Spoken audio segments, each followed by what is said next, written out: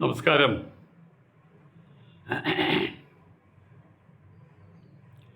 ഇന്നലെ ഒരു പ്രഭാഷണം, ഏതാണ് ക്ഷേത്രമെന്ന് എനിക്കറിയില്ല, ക്ഷേത്രത്തിലാണ് പ്രഭാഷണം.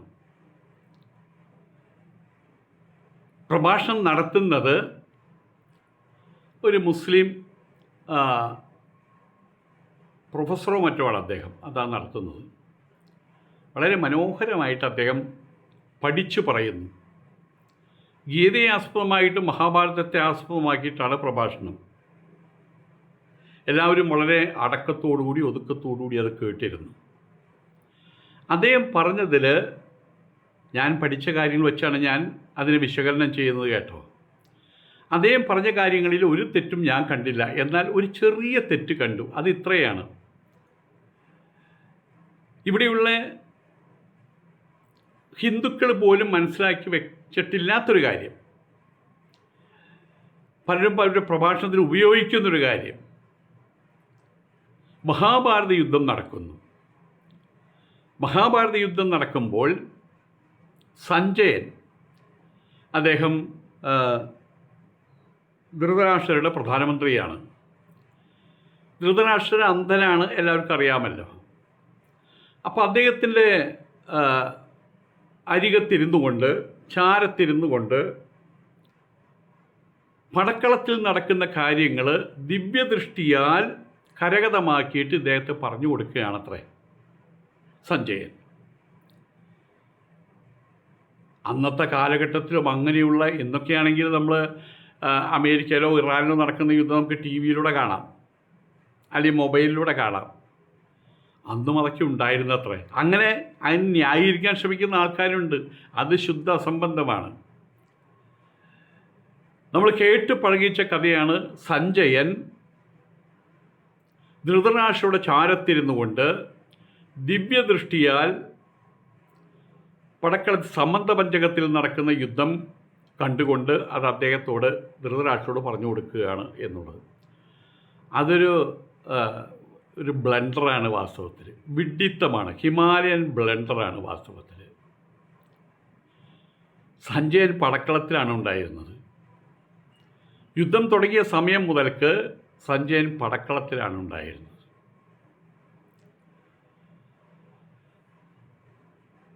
പത്താം ദിവസം ഭീഷ്മാചാര്യർ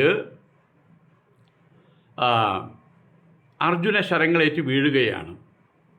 ശിഖണ്ഡിയെ മുൻനിർത്തിക്കൊണ്ട് അർജുനൻ യുദ്ധം ചെയ്തു. ശിഖണ്ഡിയോട് യുദ്ധം ചെയ്യാൻ, ആണും പെണ്ണും കെട്ട ഒരുത്തനോട് യുദ്ധം ചെയ്യാൻ ഞാൻ ഒരിക്കലും തയ്യാറാവില്ലെന്ന് ഭീഷ്മാചാര്യർ ശപഥം ചെയ്തിട്ടുണ്ട്. അല്ലെങ്കിൽ അദ്ദേഹം അങ്ങനെയാണ് ആ കാര്യം ഇവരോട് പറഞ്ഞു കൊടുത്തിട്ടുണ്ട് രഹസ്യമായിട്ട്. ആര്? ഭീഷ്മാചാര്യർ തന്നെ. പത്താം ദിവസം ഭീഷ്മാചാര്യർ വീണപ്പോൾ ഏതാണ്ട് കാര്യങ്ങളൊക്കെ തീരുമാനമായി എന്ന് പറയാം. അത്രയുമായപ്പോൾ സഞ്ജയൻ പടക്കളത്തിൽ നിന്ന് തിരിച്ചു വന്ന് ഈ യുദ്ധത്തിൽ, മഹാഭാരത യുദ്ധത്തിൽ, പാണ്ഡവന്മാരും കൗരവന്മാരും തമ്മിലുള്ള യുദ്ധത്തിൽ പാണ്ഡവന്മാർ കൗരവന്മാരെ മുച്ചൂടും മുടിച്ചു എന്ന് പറഞ്ഞില്ല, പക്ഷേ മുച്ചൂടും മുടിച്ച് കളയും, വേരറ്റ് പോകും കൗരവന്മാർ എന്ന കാര്യം ദാ ഇങ്ങനെയാണ് പറഞ്ഞത്. മഹാരാജൻ ഭീഷ്മൻ നിലംപതിച്ചു. ബാക്കിയെല്ലാം മനസ്സിലാക്കാവുന്ന കാര്യമേ ഉള്ളൂ. ഭീഷ്മൻ നിലംപതിച്ചു കഴിഞ്ഞാൽ പിന്നെയുള്ള ആൾക്കാരെയൊക്കെ അവസാനിപ്പിക്കാൻ പാണ്ഡവന്മാർക്ക് എളുപ്പമാണ് എന്ന് സാരം. മഹാരാജാവിൻ്റെ അടുത്ത്, ധൃതരാഷ്ട്ര മഹാരാജാവിൻ്റെ അടുത്തെത്തിയിട്ട് പറഞ്ഞു, മഹാരാജൻ ഭീഷ്മാചാര്യർ പടക്കളത്തിൽ വീണു. ഇത്രയായ സമയത്ത്, അല്ലയോ സഞ്ജയരെ, തുടക്കം മുതൽ അങ്ങ് അവിടെ ഉണ്ടായിരുന്നല്ലോ, എന്തൊക്കെയാണ് സംഭവിച്ചത്? പത്താം ദിവസം ഭീഷ്മാചാര്യർ പടക്കളത്തിൽ വീഴത്തക്ക വിധത്തിൽ എന്തെന്തെല്ലാം സംഭവങ്ങളാണ് ഒന്നാം ദിവസം മുതൽ അവിടെ ഉണ്ടായത്? ആ ചോദ്യത്തിന് ഉത്തരമായിട്ടാണ് സഞ്ജയൻ പറഞ്ഞുകൊണ്ടിരിക്കുന്നത്. അത് 10-ാം ദിവസം വരെയുള്ള ചരിത്രങ്ങളാണ് പറഞ്ഞുകൊണ്ടിരിക്കുന്നത്. ഇത്ര കഴിഞ്ഞ സമയത്ത് ധൃതരാഷ്ട്രൻ ചോദിക്കുന്നുണ്ട്, അവസാനം എന്തായിരിക്കും ഇതിൻ്റെ ഫൈനൽ ഔട്ട്കം, ഈ യുദ്ധത്തിൻ്റെ ഫൈനൽ ഔട്ട്കം എന്തായിരിക്കും സഞ്ജയരെ? സഞ്ജയൻ പറയുന്നുണ്ട്, എത്ര യോഗീശ്വര കൃഷ്ണ എത്ര പാർത്ഥോ ധനുർദ്രഹ തത്ര ശ്രീ തത്ര വിജയം, സർവവിഭൂതികളും അവിടെ തന്നെ ഉണ്ടാകുള്ളൂ. യോഗയോഗേശ്വരനായിട്ടുള്ള കൃഷ്ണനും ഗാണ്ഡീവമെന്ന ധനുസ് കയ്യിലേന്തി നിൽക്കുന്ന കർമ്മ നൈപുണ്യമുള്ള അർജുനനും എവിടെ സമ്മേളിക്കുന്നുവോ അവിടെ മാത്രമല്ലേ വിജയമുണ്ടാകുള്ളൂ മഹാരാജൻ. ധർമ്മപൂർവമുള്ള കർമ്മം ആര് ചെയ്യുന്നുവോ അവിടെയാണ് അവസാനത്തെ വിജയമുണ്ടാകുക. അത് ആ ചെയ്യുന്ന ആൾ ഇഹലോകം വിട്ടുപോയാലും അദ്ദേഹത്തിൻ്റെ കർമ്മത്തിൻ്റെ മഹനീയത മുദ്രയായിട്ട് ഈ ലോകത്തിലുണ്ടായിരിക്കുമെന്ന് സാരം. അവരെയാണ് മഹാപുരുഷന്മാരെന്ന് പറയുക. ഏതായാലും 10-ാം ദിവസമാണ് ഭഗവത്ഗീത ആരംഭിക്കുന്നത് എന്ന് പറയുമ്പോൾ വീണ്ടും കൺഫ്യൂഷനാകും. 10-ാം ദിവസമാണ് സഞ്ജയനോട് എങ്ങനെയാണ് ഭീഷ്മാചാര്യർ വീണത് എന്ന് തുടക്കം മുതലേ പറയൂ എന്ന് പറയുന്നത്. അങ്ങനെ സഞ്ജയൻ പറയുകയാണ്. ആരോട് പറയണു? ധൃതരാഷ്ട്രോട്. അങ്ങനെയാണ് ഗീത ആരംഭിക്കുന്നത്. ധൃതരാഷ്ട്ര ഉവാച, അങ്ങനെ ആരംഭിക്കുന്നത്. ധർമ്മക്ഷേത്രേ കുരുക്ഷേത്രേ സമവേതായുയുത്സവഃ മാമകാഃ പാണ്ഡവാശ്ചൈവ കിമകുർവത സഞ്ജയ.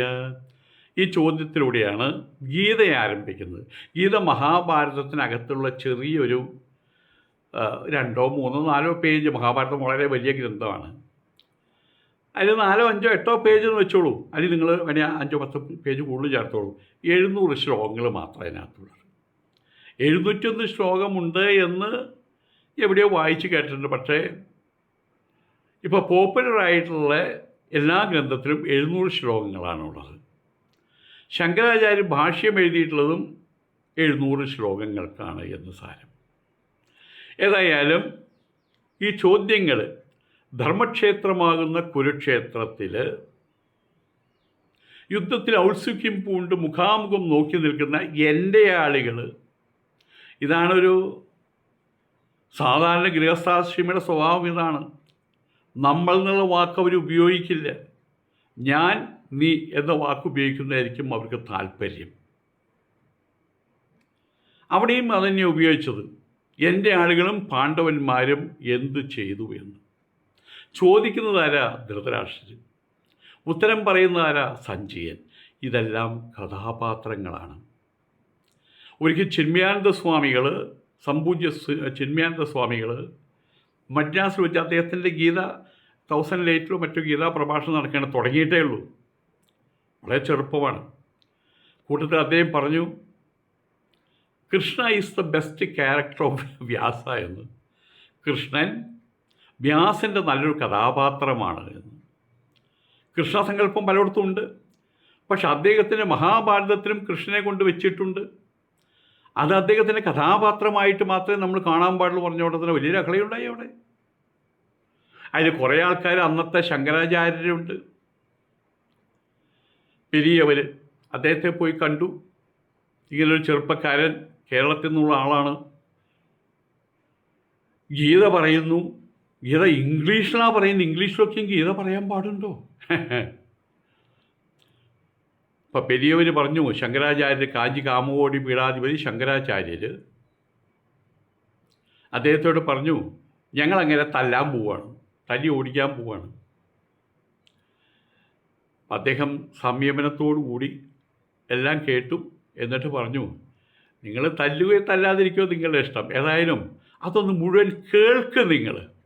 അതൊന്ന് മുഴുവൻ നിങ്ങൾ കേൾക്ക്, എന്നിട്ട് പിന്നെ ബാക്കിയുള്ള അപ്പോഴാകാമെന്ന് പറഞ്ഞു. ഏതായാലും ആ കേട്ട ആളുകൾ മുഴുവൻ ചിന്മയാനന്ദ സ്വാമികളുടെ ശിഷ്യന്മാരായി എന്നുള്ള വേറൊരു സത്യം. ധൃതം രാഷ്ട്രം യേന സഹ ഇതി ധൃതരാഷ്ട്ര. ഇതെല്ലാം സങ്കല്പങ്ങളാണ്. അവരുടെ മനുഷ്യകുലത്തിലെ ധൃതരാഷ്ട്രന്മാർ. കാണേണ്ടുന്ന കാര്യങ്ങൾ കാണാതെ കാണാൻ പാടില്ലാത്ത കാര്യങ്ങൾ കാണുന്നവർ നമുക്ക് അന്ധന്മാരെന്ന് പറയും. അവൻ നല്ലത് കാണില്ല, കണ്ണുപൊട്ടല എന്ന് പറയും. അതേ സമയത്ത് അവിടെ ഒരു ബോർഡ് കണ്ടു, ഇതിൻ്റെ ബോർഡ് ഉടനെ അത് കണ്ടു, അതവൻ കണ്ടു. അതിൻ്റെ അപ്പുറത്തൊരു പള്ളിയുണ്ട്, അതവൻ കണ്ടിട്ടില്ല. അവൻ്റെ കണ്ണപ്പം അന്ധൻ്റെ കണ്ണുകളെന്നേ പറയാൻ പറ്റുള്ളൂ.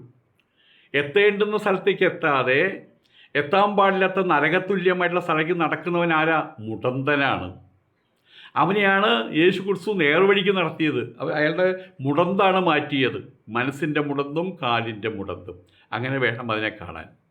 ധൃതം രാഷ്ട്രം, ധൃതമെന്ന് പറഞ്ഞാൽ താങ്ങുന്നത്, സ്വന്തമായിട്ട് കാണുന്നത്, അങ്ങനെ ഒരുപാട് അർത്ഥങ്ങളുണ്ട്. തൻ്റേതല്ലാത്ത ഈ മഹാരാജ്യത്തെ തൻ്റേതാണെന്ന് കരുതിക്കൊണ്ട് അതിനെ സമ്പുഷ്ടമാക്കാൻ, എന്തെന്നേക്കും നിലനിർത്താൻ, കാലങ്ങളെ മറികടത്തി കൊണ്ടുപോകാൻ വേണ്ടി നമ്മളൊക്കെ ശ്രമിക്കും. ഏതാണ് ആ രാജ്യം? ഈ രാജ്യം തന്നെ, ഈ ശരീരം തന്നെ. ആ ശരീരത്തെ പൗഡറിട്ട് മിനുക്കി ദിവസവും കുളിച്ച്, നഖം വെട്ടി, പല്ല് തേച്ച്, സോപ്പിട്ട് തേച്ച്, അതിന് പെർഫ്യൂമൊക്കെ അടിച്ച്, ആ ശരീരം നിങ്ങളുടേതാണോ? നിങ്ങളുടേതാണെങ്കിൽ അത് നിങ്ങളുടെ ഒപ്പം നിൽക്കണ്ടേ? എന്നും നിൽക്കണ്ടേ? ഇന്നത്തെ ശരീരം നാളെ നിൽക്കില്ല, നിങ്ങളുടെ ഒപ്പം നിൽക്കില്ല. ഞാൻ ഇന്നലെ വെറുതെ എൻ്റെ കയ്യിൻ്റെ അവിടെ നോക്കിയ സമയത്ത് ഇവിടെ കണ്ടോ, ഇതിനെയാണ് നമ്മൾ ജര എന്ന് പറയുക, ജര. പിന്നെ നര നിങ്ങൾ കാണുന്നുണ്ടല്ലോ, അതെവിടേക്കും നര കാണുന്നുണ്ടല്ലോ. ഇന്നലെ ഉണ്ടായിരുന്നില്ല, ഇന്നത് വന്നു. നാളെയോ? നാളെ മലർന്നടിച്ച് കിടക്കും ഞാൻ. ഈ ചിരിയും കളിയൊന്നും ഉണ്ടാവില്ല. അപ്പം ഈ ശരീരം നമ്മളുടെ ആ ഒരു പാട്ടുണ്ടല്ലോ, മനുഷ്യ നീ മണ്ണാകുന്നു. മണ്ണാണ്. നമ്മൾ കഴിക്കുന്ന മസാല ദോശയും നമ്മൾ കഴിക്കുന്ന ദോശയും മണ്ണാണ്. മണ്ണിൽ നിന്നാണ് ഉണ്ടാകുന്നത്.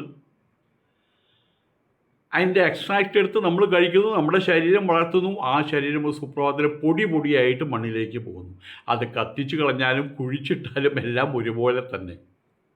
കത്തിച്ച് കളഞ്ഞാൽ വേഗം അത് ഭസ്മമായിട്ട് പോകും. കുഴിച്ചിട്ടാൽ ക്രമാനുഗതമായിട്ട് അത് പൊടിഞ്ഞു പോയിട്ട് മറ്റുള്ള മണ്ണിലേക്ക് ലയിച്ചു പോകും. അത്രമാത്രം. ആ രാഷ്ട്രത്തെ, ആ ശരീരരാഷ്ട്രത്തെ അതാണ് മുഖ്യമെന്ന് കരുതി അതിനെ നിലനിർത്താൻ, അതിനെ പ്രേമിക്കാൻ, അതിനെ പ്രണയിക്കാൻ വേണ്ടി ജന്മം മുഴുവൻ തപമാക്കുന്ന ആളുകളാരോ അവരാണ് അന്ധന്മാർ. അവരാണ് ധൃതരാഷ്ട്രന്മാർ. ആ ധൃതരാഷ്ട്രന്മാർക്ക് അവസാന കാലഘട്ടം വരുമ്പോൾ 120 വയസ്സെന്നാണ് പറയുക നമ്മളുടെ ആയുസ്. അങ്ങനെയുള്ള ആൾക്കാരുണ്ട്, 120 വയസ്സ് വരെ ജീവിച്ചവരുണ്ട്. ഒരു കാലഘട്ടത്തിൽ അങ്ങനെയായിരുന്നു. ഇന്നിപ്പോൾ നമ്മൾ ഒരുപാട് പ്രാരബ്ധങ്ങളും ആഹാരക്രമത്തിൻ്റെ ശരീരലായ്മകളും കാരണം 70-80 വയസ്സാകുമ്പോഴേക്കും പണി തീരും. 100 വയസ്സ്, 10 ഡീക്കേഡുകൾ. അതിനകത്ത് അദ്ദേഹം സമരോത്സുകനായിരുന്നു. ഞങ്ങളുടെ ആളുകൾ യുദ്ധത്തിന് പോയി, ഞങ്ങളുടെ ആളുകൾ വിജയിക്കും, ഞങ്ങളുടെ കൂട്ടത്തിൽ ദ്രോണാചാര്യരുണ്ട്, ഞങ്ങളുടെ കൂട്ടത്തിൽ ഭീഷ്മരുണ്ട് എന്നെല്ലാം പറഞ്ഞ് ഊറ്റം കൊണ്ടിരുന്ന അദ്ദേഹം 10-ാം ദിവസം 10x10 100ാമത്തെ വയസ്സായപ്പോൾ, അവസാനത്തെ ഷെഡ്യൂൾ ലൈഫായപ്പോൾ അദ്ദേഹത്തിന് മനസ്സിലായി അദ്ദേഹത്തിൻ്റെ ആ വെട്ടിപ്പിടിക്കാനുള്ള ഭീഷ്മത്വം അത് അദ്ദേഹത്തിന് വീണു. അത്രയായപ്പോൾ അദ്ദേഹത്തിന് മനസ്സിലായി താൻ ഈ കാണുന്നതും കേൾക്കുന്നതും അനുഭവിക്കാൻ കഴിയുന്ന ലോകത്തിൽ നിന്ന് തേടിപ്പിടിച്ചതൊക്കെയാണ് ഈ വീണ് പോയത്. ഇനി അതൊക്കെ എല്ലാം ഉണ്ട്, അനുഭവിക്കാൻ കഴിയില്ല. എഴുന്നേറ്റ് നടക്കാൻ വയ്യ, 100 വയസ്സായി. അതാണ് 10 ഡീക്കേഡുകൾ, 10 ദശകങ്ങൾ. 10-ാം ദിവസം ഭീഷ്മാചാര്യർ വീണു. അദ്ദേഹത്തിൻ്റെ ആ വമ്പ് എല്ലാം തേടിപ്പിടിക്കാൻ, സ്വന്തമാക്കാനുള്ള അദ്ദേഹത്തിൻ്റെ തീക്ഷണമായിട്ടുള്ള താല്പര്യം, സ്പൃഹ, ഇൻസാഷ്യബിൾ തേഴ്സ്റ്റ്, അതവിടെ അവസാനിച്ചു. അങ്ങനെ വരുന്ന സമയത്ത് പല ആൾക്കാരിങ്ങനെ ചെയ്യും. ഇപ്പം എന്താ ചെയ്യണേ? കാലൊക്കെ കഴിഞ്ഞില്ലേ, ഇനിയിപ്പോൾ പോകാനുള്ള സമയമായില്ലേ, ഞാനിപ്പോൾ എവിടെയൊക്കെ ഭാഗവത സപ്താഹം ഉണ്ടോ അതൊക്കെയും കേൾക്കാൻ പോവുകയാണെന്നർത്ഥം.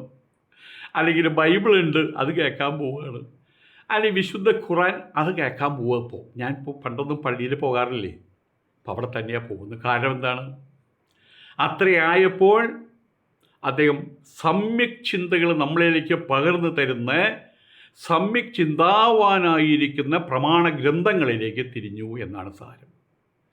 സഞ്ജയൻ മീൻസ് സമ്യക് ചിന്താവാൻ സഞ്ജയൻ. ആ സഞ്ജയനിലേക്ക് തിരിയുകയാണ്.